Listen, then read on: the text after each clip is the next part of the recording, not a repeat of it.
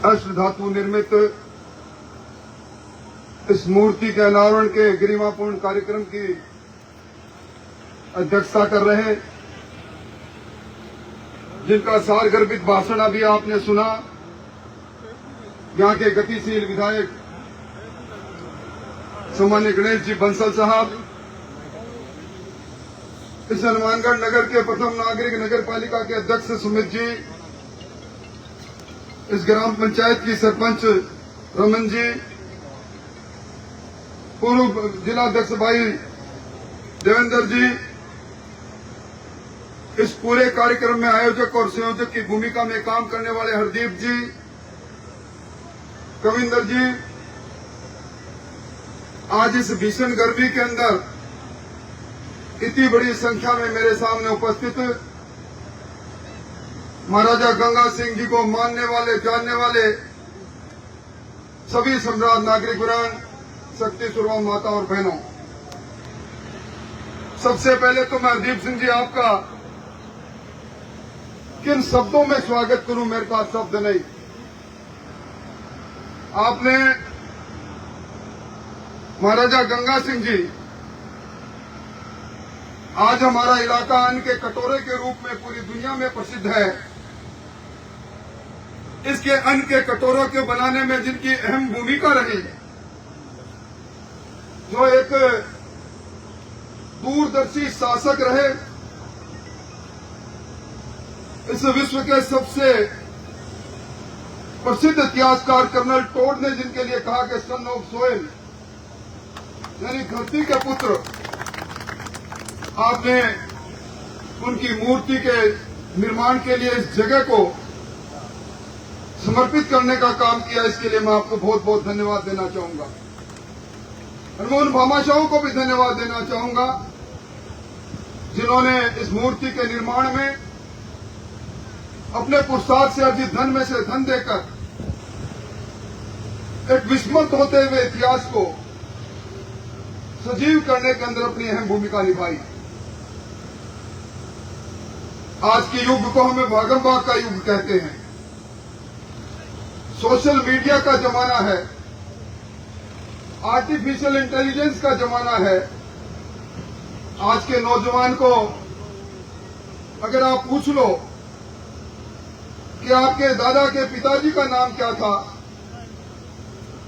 आपका गोत्र कौन सा है,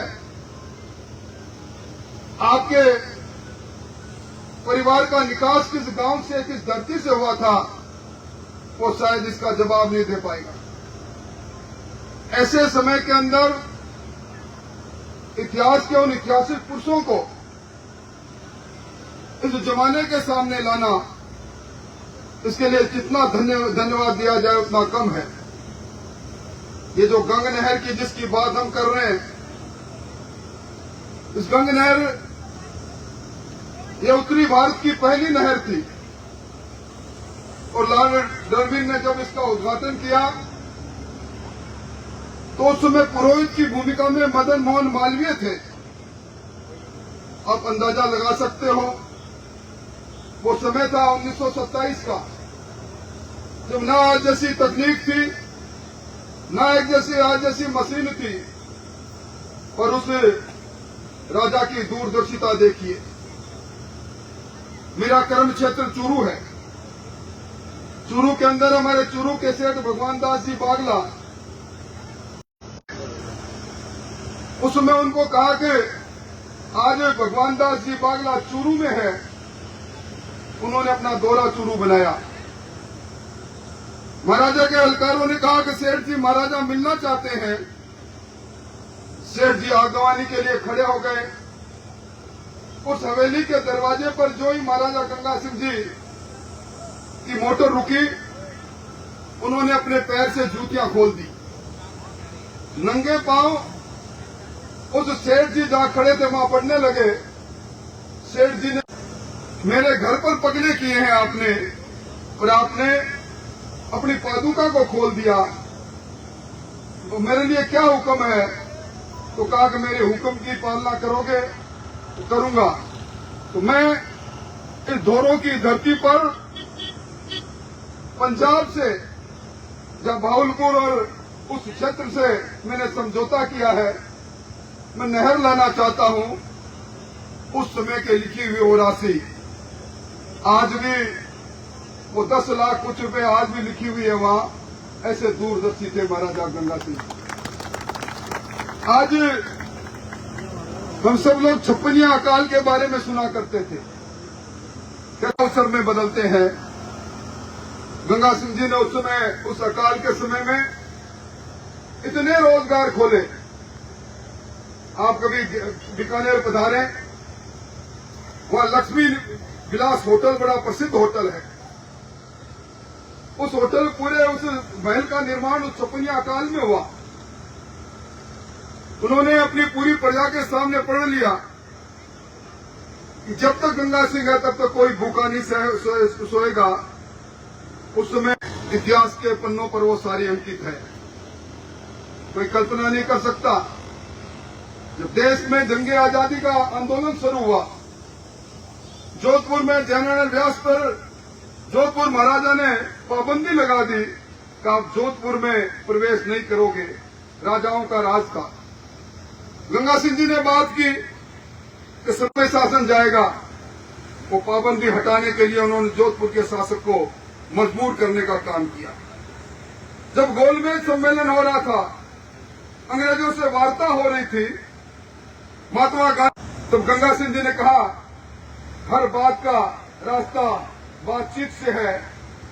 आपने संपूर्ण साम्राज्य का नारा दे दिया, अंग्रेजी हुकूमत से आपको बात करनी चाहिए। उन्होंने बात की। उसमें पहले सेकंड वर्ल्ड वॉर की बात, उस समय में भी महाराजा गंगा सिंह जी ने एकमात्र शासक थे, हिंदुस्तान की तरफ से एकमात्र प्रतिनिधि थे।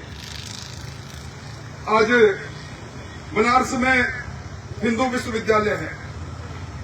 हिंदू विश्वविद्यालय में 1929 से लेकर 1943 तक गंगा सिंह जी चांसलर नहीं कर सकता था। उस राजतंत्र में शिक्षा के महत्व को उन्होंने समझा। और आपको जानकर आश्चर्य होगा, बीकानेर रियासत के अंदर उस समय न्यायालय चला करते थे।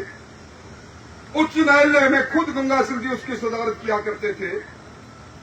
और आज बीकानेर के अंदर दुनिया के सबसे अधिक हाथ की लिखी हुई पुस्तकें हैं। ऐसे बहुआमी व्यक्तित्व थे। हमारे इस इलाके की तस्वीर और तकदीर को बदला हुआ जो रूप हम देख रहे हैं, उसमें गंगा सिंह जी का बहुत बड़ा योगदान है। आज राजस्थान की सरकार और गणेश जी वंदे जल संरक्षण अभियान को चला रहे हैं। जल की एक एक बूंद का उपयोग हो, यह आज की आवश्यकता है। और आप देखो, वो 1923 का समय है। उस समय इसी प्रकार के जल की उपयोगिता नहर के मॉडल को लाकर गंगा सिंह जी ने कही थी। मैं समझता हूं कि आज उन ऐसी महान विभूति को हम याद कर रहे हैं।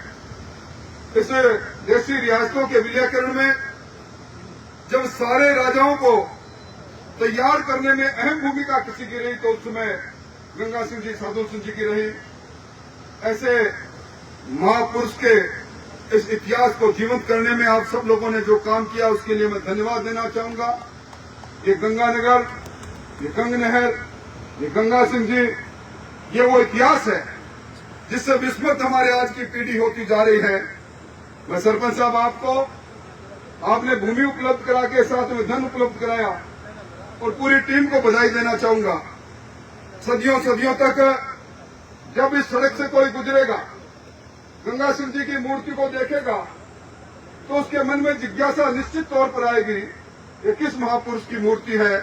और एक तरह से आज के इस भागमभाग युग में जब हमारी सामाजिक मान्यताएं टूटती जा रही है, जब सामाजिक बंधन टूटते जा रहे हैं, इतिहास मिटता जा रहा है, इतिहास पर कई तरह की टिप्पणियां होती जा रही है, उस समय आपने इस काम को किया। इसके लिए मैं गणेश जी आपको भी धन्यवाद देना चाहूंगा। मैं बचपन में इस हनुमानगढ़ में आया करता था, यहाँ प्रारंभिक शिक्षा भी हुई, आज भी आना जाना है। परंतु आपके इस नेतृत्व में विकास की ललक जो आपके मन में